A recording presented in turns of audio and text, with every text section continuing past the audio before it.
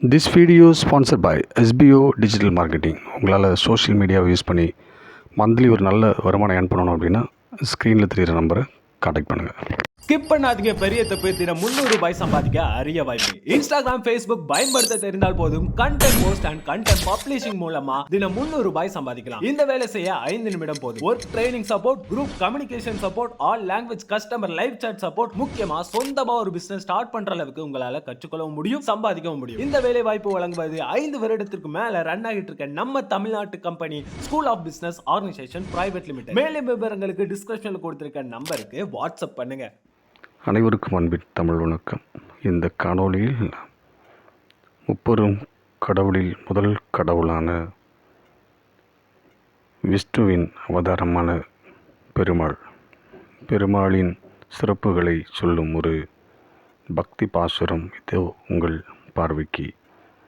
இந்த பக்தி பாசுரம் பெருமாள் திருமொழி என்னும் நூலில் இடம்பெற்றிருக்கிறது. பெருமாளை சேவித்த குலசேகரர் என்னும் ஆழ்வார் பாடிய பாடலே இந்த பாடல். வாளால் அறுத்துச் சுடினும் மருத்துவன் பால் மாளாத காதல் நோயாளன் போல் மாயத்தால் மீளா துயர்தரினும் வித்துவ கோட்டம்மா நீ ஆளாது உனதருளை பார்ப்பன் அடியேனே என்று பக்தி குரலில் இங்கு ஒரு கவிதையை பாடி சென்றிருக்கிறார் குலசேகரர். என்ன பொருள்?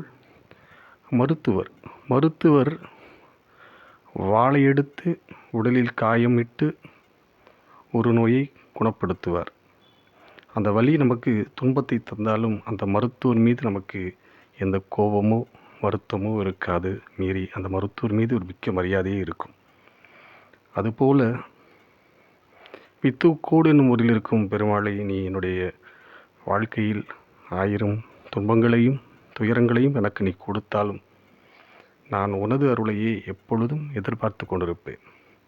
காரணம், என்னுடைய வேலை உன்னை வழிபட்டு அந்த நெறி நின்று உன் பாத சரண் அடைவதே என்னுடைய நோக்கம் என்று இங்கு குலசேகரர் இங்கு பக்தியின் மேன்மையை சொல்லுகிறார். இங்கு துயர் அப்படின்ற வார்த்தையில் ஒரு அத்தனை கவலைகளையும் இங்கு பகிர்கிறார். இருப்பினும் என் இறைவன் மீது எனக்கு எந்த கோபமோ வருத்தமோ இல்லை. மாறாக என் இறைவன் மீது எனக்கு காதல் இருக்கிறது. அந்த காதலின் வழியே, அந்த பக்தி காதலின் வழியே நான் இறைவனை அடைவேன். பெருமாளே, உன்னை என்று நான் சேவித்து கொண்டிருப்பேன்.